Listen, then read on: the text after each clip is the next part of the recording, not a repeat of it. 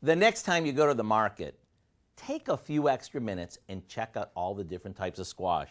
If you're like most people, you sort of just walk by them since you're not really sure what they are or what the heck to do with them. So let me share a couple of my favorites. These here are acorn squash. They get their name since they're shaped like an acorn.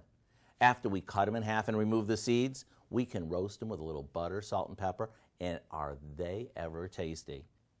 Now, these big things are butternut squash. Again, these and the acorn squash are both gourds. After cutting them in half and removing the seeds, they're ready to be roasted, boiled, or mashed. But today, we're going to turn these into fritters. After peeling and grating them, we mix them with some chopped onion, an egg, a little flour, and salt and pepper. Then we carefully spoon these into some hot oil until they're crispy and golden.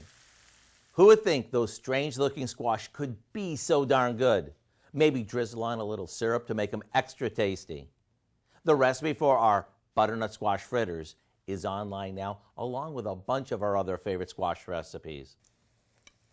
I'm Howard with Kelly in the Mr. Food Test Kitchen, where today we found a gorgeous way for you to say, ooh, it's so good. They're hot.